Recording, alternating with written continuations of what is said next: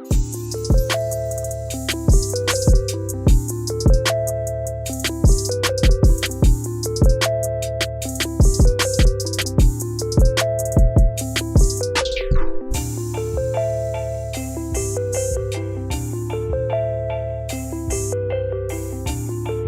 this is John Arana, and this is Karina San Martin. Hey, we're back. We're so glad to be back here again at the Drop. Yes. And we're going to do the best we can to drop some truth and bring some light. Yes. If you're watching on YouTube, I just have a quick comment. I love how my dad is sitting and I'm standing, and we're like, I'm still shorter than him. Anyways, normally when we're doing it, I'm like kind of looking up a little bit at you, but anyways, so I saw a couple of those episodes, and I'm like, you're like, I need to sit down, or you need to wear some taller shoes. Oh my gosh! But no, this series has been so great. You know, about relationships. People are loving it. Yeah, I'm loving it. Yeah, you know, me too. And it's actually helped me rethink some of my friendships and my relationships, and it's helped me to take positive action. Absolutely. You know, with some of those things, and even just approaching, one or two, and just having like that heart-to-heart conversation, and just kind of like, I think one was it refocus or refresh or something like that. Yeah, refresh. And even when we were talking about it in my head, I was like, I need to do that with that person, and I did, and it was amazing, and so if you practice these R's, if you haven't noticed, they're all R's. Yeah. That's you. Good, good there. But make sure you're practicing them, because they really will benefit your relationships. Yeah. They do so much. Yeah. They really, really do so much. I talk to a lot of people, and people come to me for some advice and that kind of thing. So I notice a lot of couples. Sure. Yeah. They little by little begin to lose respect. Because of mistakes, or because letdowns, or because whatever their expectations. Their life brings certain curves, and but when Karen and I, your mom and I, have been doing these little focus groups with couples. Yeah, through our church. Through, and so this is like our fourth group that we've done. Me and Serge are coming to the next one. I'm excited. I'm looking forward to it. We didn't sign up quick enough. We got I noticed it's all like the leaders, because we were all busy on the sign-up day, running around on Sunday, and we all ended up like on the same. Well, it got packed out right away. But I noticed that the Lord's led Karen and I to talk about simple, practical things, like courtesies. Saying thank you, excuse me, please, rather than hey, can you get out of the way? Move. Sergio sometimes, like when he, especially in the morning when he's trying to get out, zoned in. Move, can you move? And I'm like, good morning. Another thing he does sometimes is like when I'll like say something, I'll be like, hey, Grace has practice at 6 today, blah blah, and like, he won't respond, because he'll be doing something or whatever, and then I'll be he's like, zoned in. Did you hear me? And he's like, yeah, I heard you. And I'm like, I need you to just say like, okay, got it, and it's like, I'm sure I know I do those things to him too, but it's like those little courtesies. It's the little things. It's like the Bible says, the little foxes are the ones that spoil the vine.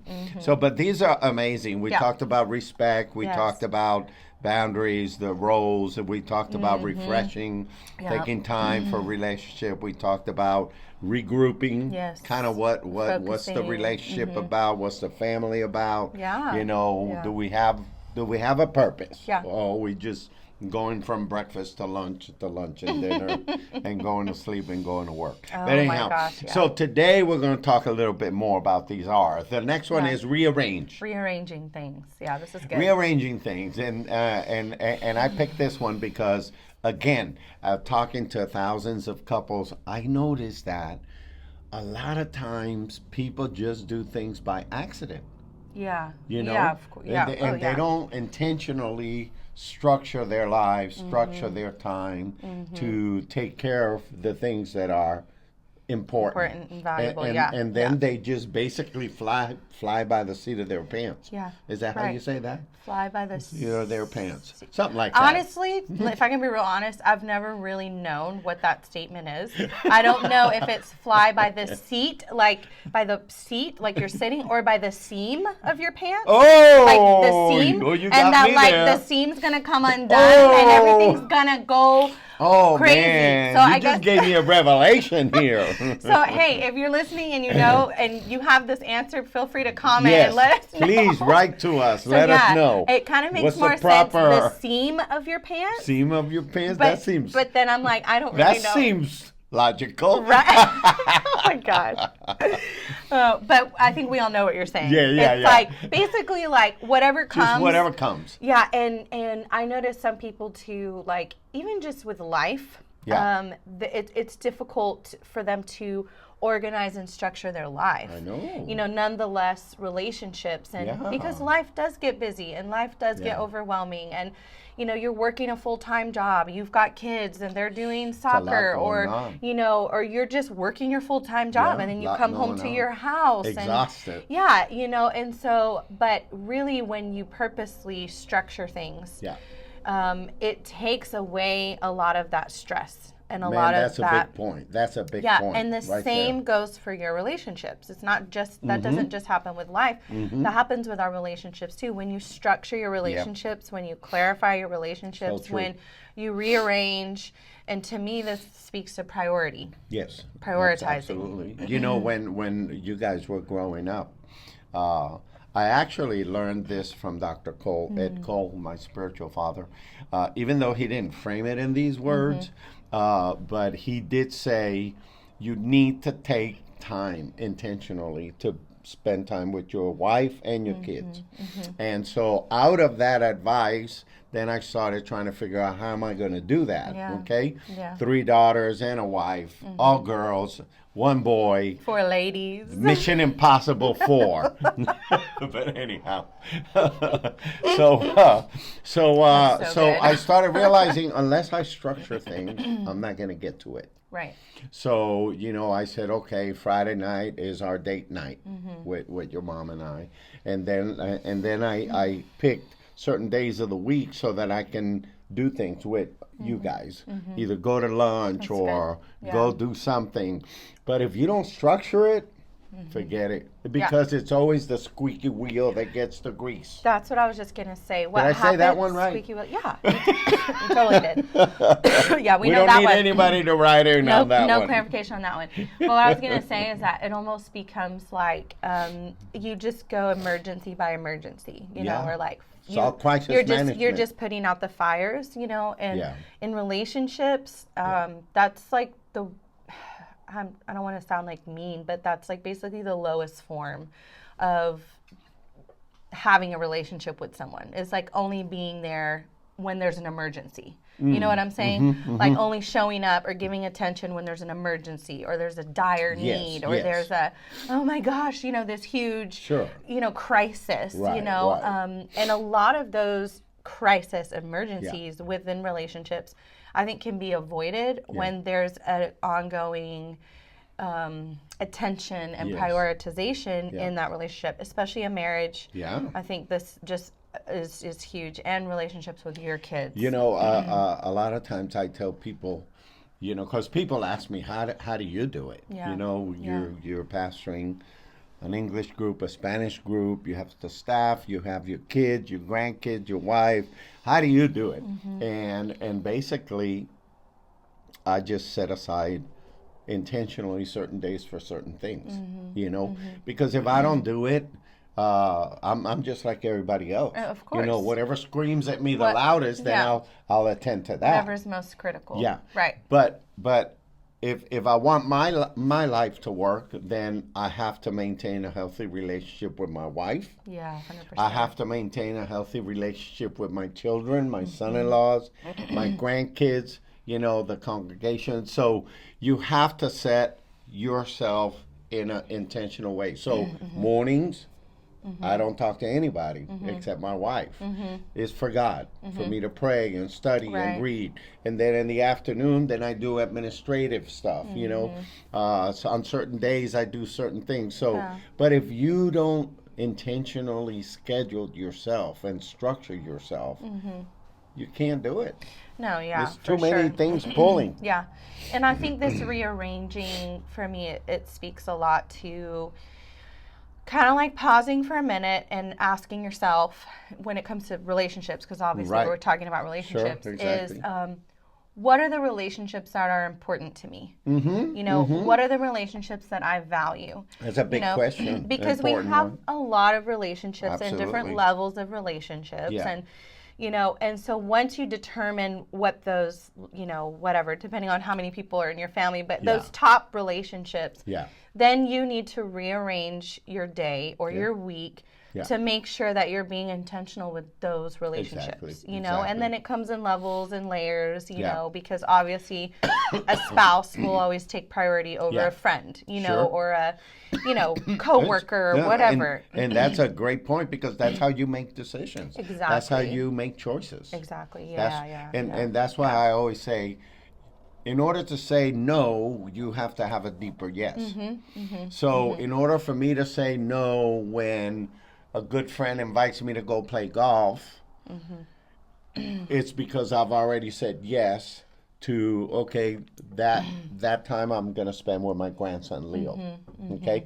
So once you structured yourself, then you are making sure that you're taking care of the most important relationships in your life. That's right. Everything else can be added as we are able to. As the space and time. Yeah, exactly. So I think this is really huge. Rearrange, priority. And a lot of people, excuse me, Karina, they're not doing it. No.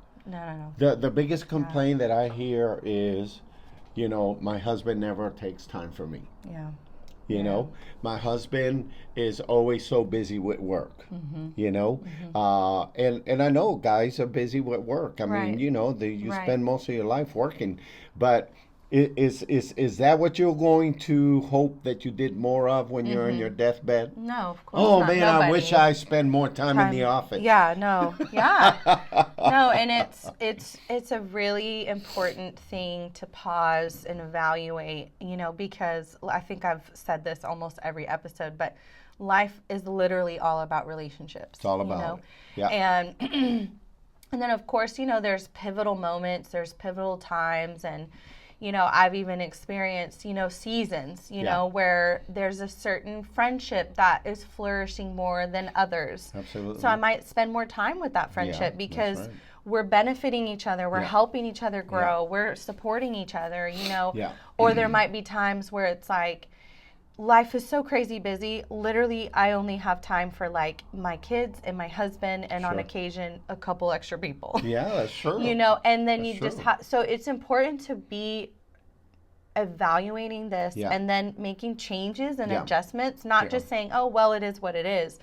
No, because those relationships that are super key. You know, you have to prioritize them. And a lot of people, you know, what I hear them saying is, "Well, you know, I got to work." You know, work is important. Absolutely, work is important.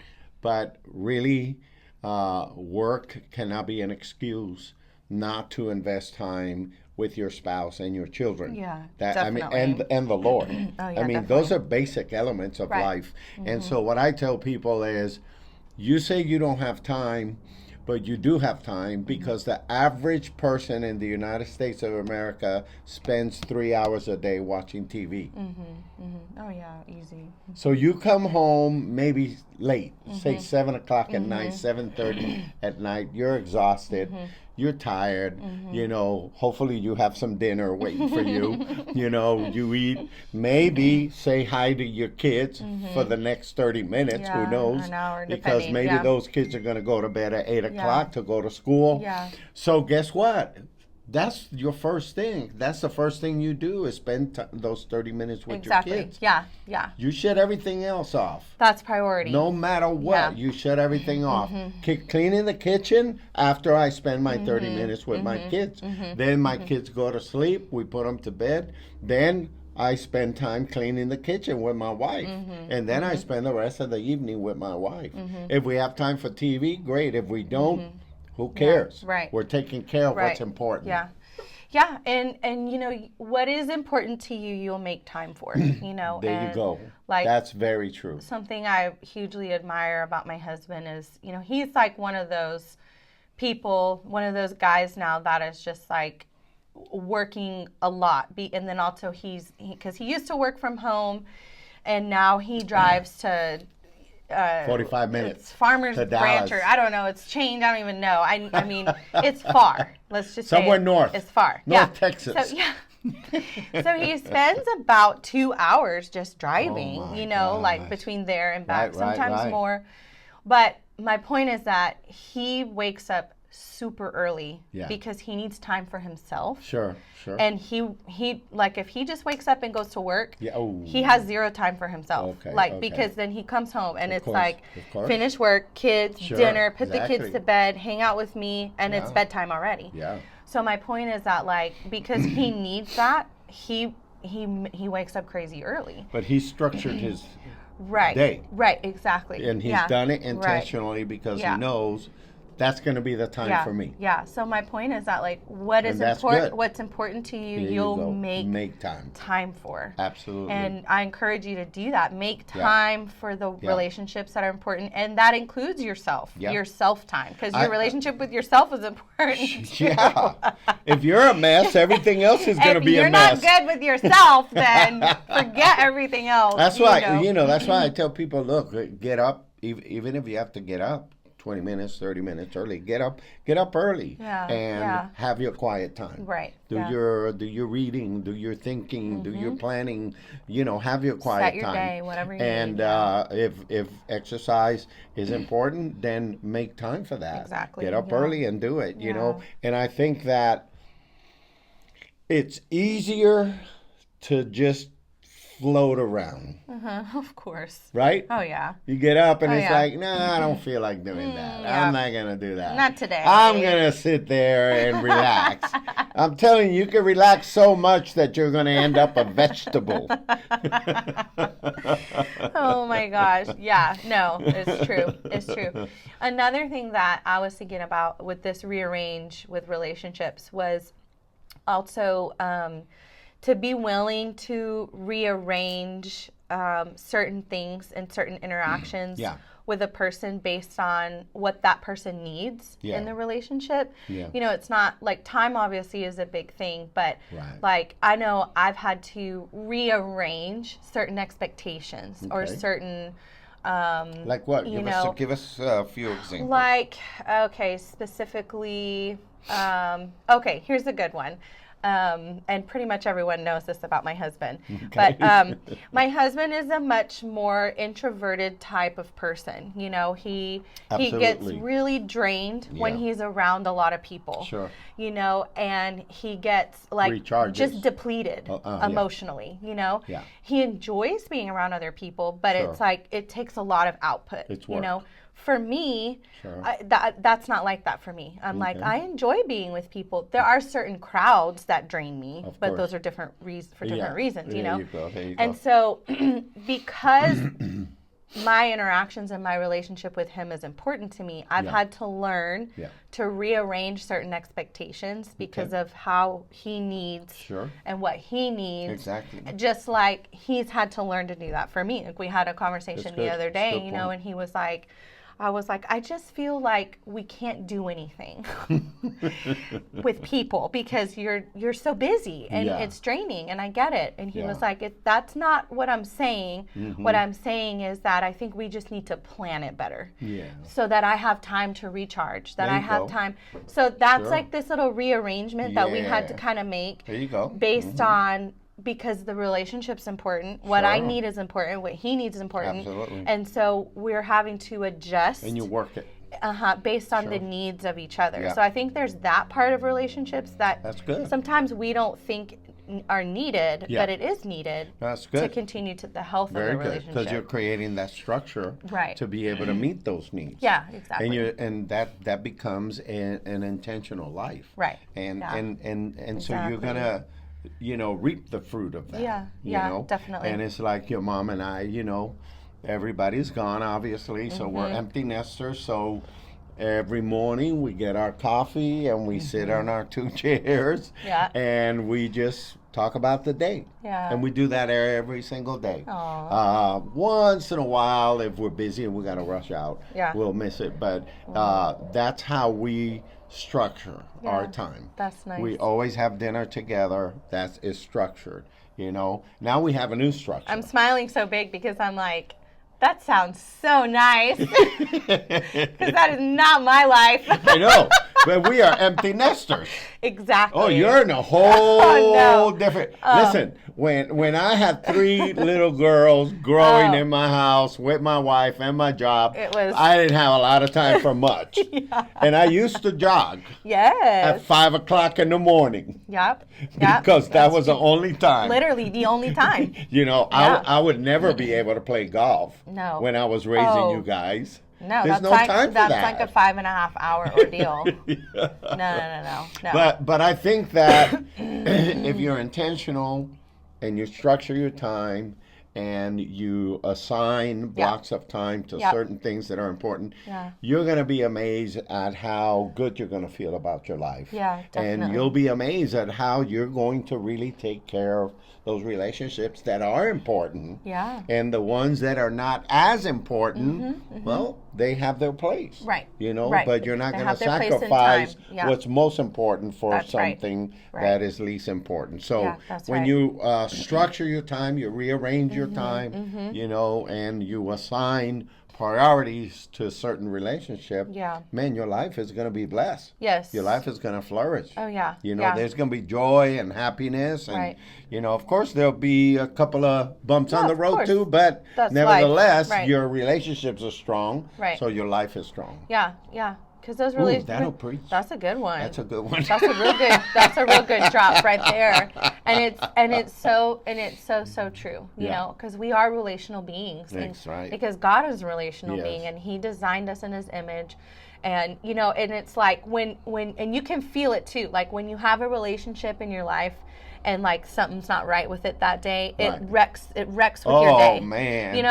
And you can go on with your day because you have to, but it's like this underlying cloud in your head like all day. Man. Like, I'm just feeling this weirdness with this person. That messes with me. That messes with me.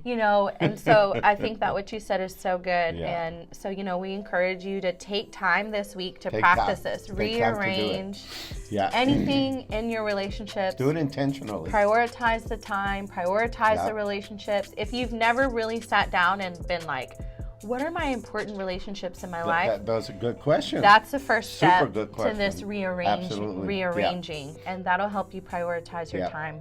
That definitely. So remember, if your relationships are good, your life is good. Your life is good. And that is good. That is a good note to end on today. That was a good drop. So anyhow, God bless you. We'll see you on the next episode where we're going to continue to talk about the next 2 hours of relationship. Yes. So God bless you. We'll see you on the next episode. See you next week.